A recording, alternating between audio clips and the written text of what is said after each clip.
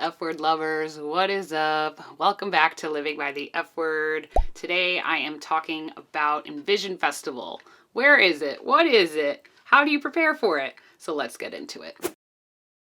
What's up, friends? Welcome back. Once again, my name is Jess, just in case you're new here. And today I'm talking about one of my favorite international music festivals, which is Envision Festival.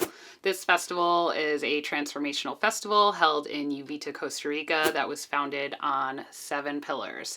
Those pillars are sustainability, music, spirituality, education, art, health, and what's the last one? Movement. Duh.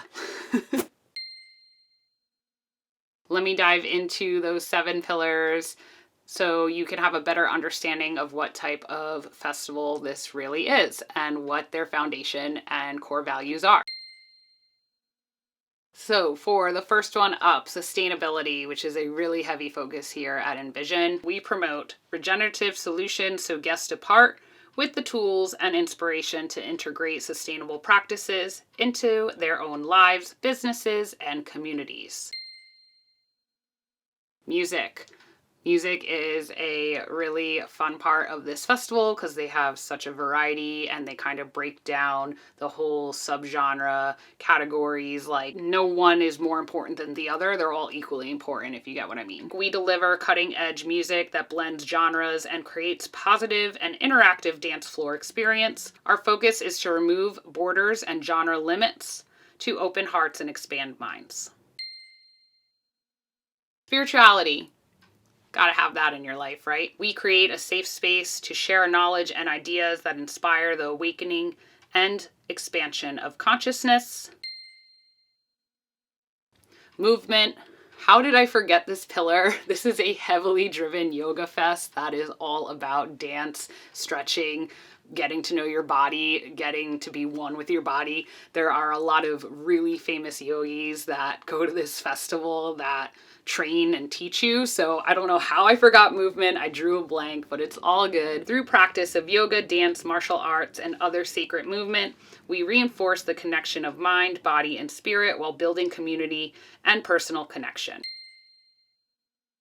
As far as their pillar for health, their mission is as follows. We have conversations about how to apply modern and ancient practices to heal ourselves while prioritizing the sustainability of the planet. So you will see a lot of plant medicine and panels about plant medicine at Envision Festival. Art. Yes, I absolutely love the art that's at Envision. They have a lot of live art, visionary art gallery as well, which is really cool. There's only a few festivals I know that have an actual art gallery. And so I really do love that you can actually just walk through this gallery and take a peek at all the different art that they have to offer. Through art, we inspire and promote radical self-expression in harmony with nature. And last but not least, pillar number 7 is education, which this is a very educational event and really driven to help humans become a better person for ourselves and also the greater society. Brought to you by thought leaders and change makers that inspire us all to create the world we envision. Of course, we want to all create the world that we envision at Envision Festival. Okay, so let's talk about the attendance, the size of the festival.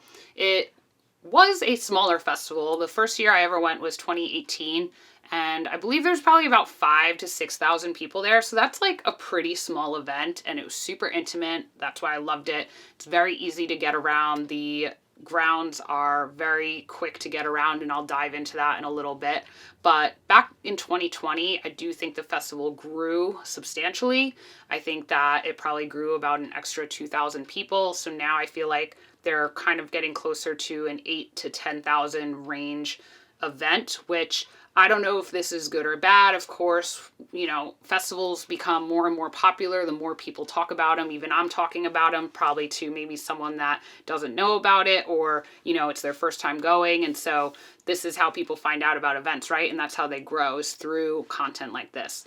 So it's good for them, but I did kind of realize, and I didn't stay on site, but I did realize that there was a lot more tents there, that they had overflow of tents. So I think that they'll probably work out the kinks to that, since they had this year off and they're going to be coming back like ready better than ever for 2022. So just something to keep in mind. And also another thing to keep in mind is that this is an all ages event. So you will see the cutest little babies that are like doing flow arts better than I can. And it's just a really fun environment. So it is family friendly. So just be aware of that if you are thinking that this is like a 21 event, an up event. It is not. It is all ages, all people are welcome. So it is a really nice thing, because I feel like there's a lot of festivals that are all ages that really work, like Electric Forest. Also, of course, Burning Man, I don't really consider it a festival, of course, but you know, all ages are welcome there too. And it's important to raise your family how you want to. So I love that they welcome everyone at this event. Transportation and getting there. You have a few options. Basically, you want to fly into SJO, which is San Jose. That would be your best bet as far as travel. So if you are traveling from outside of the United States, depending on where you're from, you'll probably hit a layover either on the West Coast somewhere, Southern California, New York on the East Coast, or Texas, which is in the middle, somewhere in the middle. Usually Houston is like a spot. It just depends on the airline that you're flying. If you are from the United States, it's, you know, pretty standard, the flight time from all those locations. Basically, if you're coming from the East Coast, where I'm from, by New York City, it's a little over 5-hour flight. Even if you're traveling from Houston or somewhere in Texas, which is more centralized, it's going to be a 4 to 5 hour flight. So just keep that in mind if you are planning your travels, that it is kind of a longer flight if you're not used to traveling so much, but still completely manageable. And you do want to fly into SJO because it's about a 3.5 hour drive from there. So once you get to SJO, you probably want to rent a car. That's probably the best bet. And you will take the drive down. Hako is a halfway point. So once you reach Hako, which is kind of like a touristy beach area, you will be halfway there. I do recommend, if you get a car, try to get a car that maybe is more on the 4-wheel, like SUV side. If they have them, they might not even have them, which is fine. But some of the roads, if you're planning on staying offsite or just traveling in general around Costa Rica, they are not paved once you get off the main road. So there's a lot of rocks and a lot of bumps and stuff like that. So it just might be better for you depending on if you're traveling or not. The festival also offers shuttles directly from the airport. I haven't taken a shuttle down there, but I have taken a shuttle back, and it was super easy and it was awesome because you just got to kick it and sleep and rest. So you can look into shuttle options if you are traveling solo or you don't want to rent a car on your own because it's going to be too expensive. Whatever it may be, you do have options to take a shuttle down through Envision Festival, which is really nice. And one last tip, if you are going to be driving yourself, definitely carpool. The reason why I wanted to talk about the pillars of Envision is so that you can understand the type of festival that it is. Sustainability, right? So carpool. Try to fit as many people as you can in your car with your camping gear. If you're camping, don't be taking all these separate cars because the parking lot is not that big. And you just want to be more conscious of the footprint we are leaving in this beautiful country. So that is one tip. And then another tip, actually, I keep coming up with all these tips as I'm going. Do not drive at night. Do not drive down there at night. Just based off of personal experience, I will say that try to schedule it where your flights come in. You can get your rental car and you can drive and be down there during the day. And if not, have it where you could drive halfway to Hako or one of the other beach points and stay over and then keep driving the next day. It is only a 3-hour drive from San Jose, so if you get in at night, just stay over in San Jose, stay over somewhere, whatever, but I don't recommend driving at night. The reason being is I did that with my friend in 2020 and there was a traffic stop We didn't know any Spanish. They pulled us over. They wanted to search our car. It was so scary because we couldn't communicate with them. And we later found out from our Airbnb host that that was completely illegal, that they were only checking for our passport. Meanwhile, they were searching our car. So it was like super scary. So I'm not trying to scare you guys, but like I personally just recommend driving down during daylight when you can see, when you know what's going on. Okay, so speaking of cars, let's talk about the parking. They do have come and go parking. I don't remember if it's an add-on for a parking pass, if it's come and go, like to add it on. If they do, just do it. It's so easy to, walk out, get into the car. If you want to drive into town, go to the supermarket or get something to eat other than what's at the festival. Super easy to do. We lucked out one time in 2018. We left to go run to the supermarket and there was like a absolute monsoon downpour. And so we were in our car and just like eating and was able to not be stuck in our hot tent and in all this mud basically. So yeah, like it's just easier to have like a come and go pass if that's what they're offering. And it is pretty easy to head into town. The main town is probably about like a little less than 3 miles away. So it's like 5-minute drive. That's it. Do not walk there though. Like the roads are not lit. Definitely try to get a legitimate taxi with the yellow triangle or, drive your car like when it's safe to do so. Okay, so let's talk about lodging on site versus off site. There are so many lodging options. So if you're watching this video because you already have a ticket, then you're well aware of what your game plan is. But I'm just creating this just in case people want some more information. First of all, of course, you can get all this information on their website. Best thing to do is look at their frequently asked questions page and read up on it on your own. But basically, this is a walk-in camping festival. So if you are bringing your own camping gear, you will have to walk it in. And since their focus is on sustainability, don't be bringing like more than what you really need. So for me personally, when I camped there, I brought my little tent. I have a larger tent. I have a littler tent. I brought my small one that could carry on the plane. I also suggest using a backpack. So like a hiking camper's backpack, if you have something like that where you could have your clothes and everything on your back, just because you can use a roller board that you could roll your luggage in. But if it does rain, it'll be muddy. It is dirty. It is a venue at a jungle in Costa Rica. So just be mindful of that. If you want to bring a roller bag, just bring something that you would use that you don't really mind getting dirty. Another thing, as far as if you are camping, if you don't have the ready set camp option or any of the VIP options with cabanas or housing on site, definitely try to get an early arrival pass. The festival just expanded to 7 days last year and they decided that they're going to keep it 7 days to continue on. So I would at least plan to get there at least by Wednesday if you can't get there right away. So the day before the music really starts on Thursday, try to get an early arrival pass. Try to set up your camp somewhere under shaded trees. If you can, just not coconut trees because coconuts will fall on you, but just try to get there a little early because I do feel like the space is limited. And bring a smaller tent, be reasonable. No need for a pop-up tent. They have shaded areas throughout the venue and you will be able to go to the beach and get wet and go to waterfalls and all that type of stuff. So really don't worry about things that you would bring at other types of camping music festivals. Like you don't need to be extra. That's what I'm saying. I also haven't been a part of their VIP in any way. Both times that I went, the first time I did regular camping, the second time I stayed off site. So I will get into that in a second. But basically, if you have a VIP ticket, they have different options for you. I think VIP is sold out now for 2022. So I don't even know if this is going to be relevant for anyone. Okay, now as far as offsite, if you're staying offsite, just be mindful that you might miss out on a lot. I did this in 2020 and I felt like I missed so much of what the festival has to offer because it's really hot in Uvita, like really, really hot.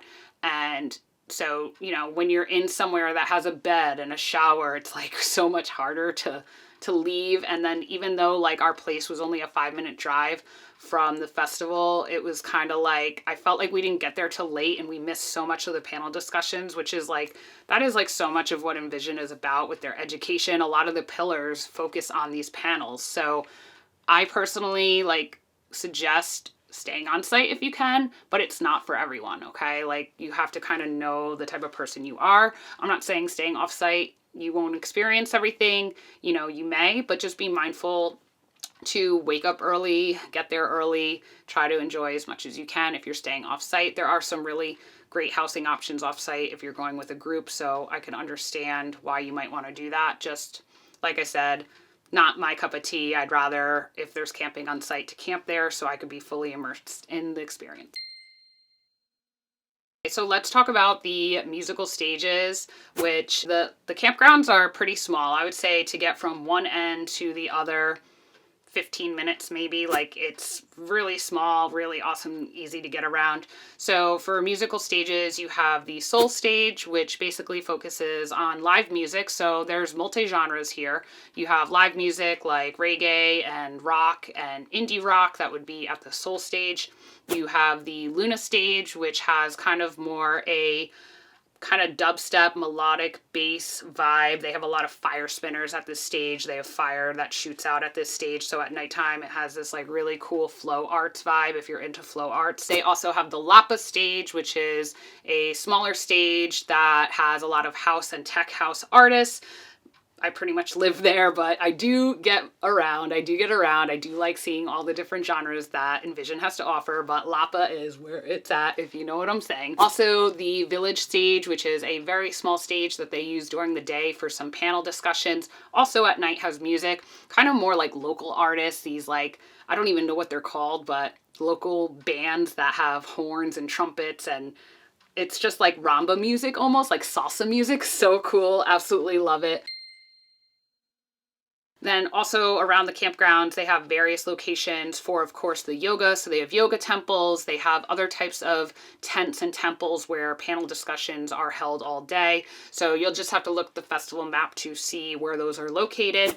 And they do have the art gallery, which I mentioned earlier, which is by, I believe it's by Luna. And so it's kind of like in the back there. And so you could zip around and look at all this cool art and see live painting at that stage too. So the beach gate is where you can head to go to the beach, of course. And just an FYI, you guys, this is not open 24 hours a day. They basically open it once the sun rises, so once it's daylight. And then a lot of people, in fact, I would say majority of the festival goes there for sunset. It's almost like this huge party gathering that people go to watch the sunset together, and it is like such a cool energy.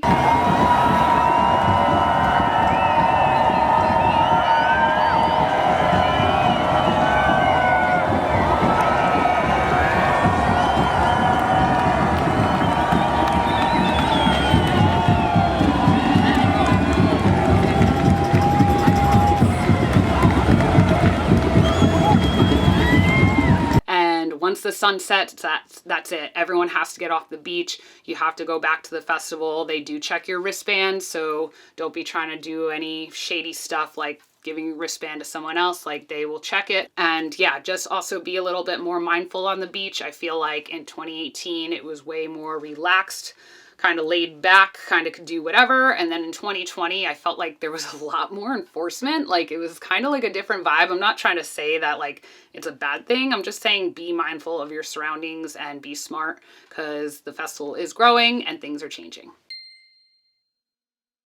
Okay, so heading back into the festival grounds, we covered basically where all the panels are, where all the music is, but there also is this kind of like community area called the Village, which is where you can get all of the food. The food at Envision, you guys, is amazing. They have a lot of vegan and vegetarian options, a lot. They are super health conscious here. You, of course, can get meat if you are a meat lover. They still have meat on site, but they really have a heavy vegan focus here. And so when I'm there, I pretty much eat plant-based, but once in a while, just to get that protein, because I do like meat, I will get something with chicken or beef or something like that. But so many different options. They also have the Village Witch area so that you can learn more about plant medicine, and you could also shop, and they have different types of vendors there.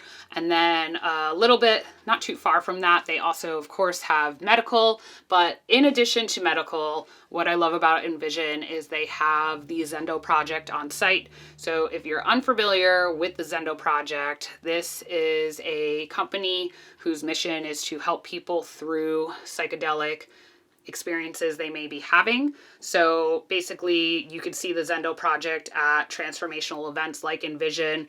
You see them at Burning Man, but basically they provide professional harm reduction, education, and support for communities to help inform and transform difficult psychedelic experiences into opportunities for learning and growth. And you could also learn to be a trip sitter and volunteer with Zendo if that is something you are interested in. I personally have never done it, but I do know some people that have done it, and it's been a really great educational experience for them.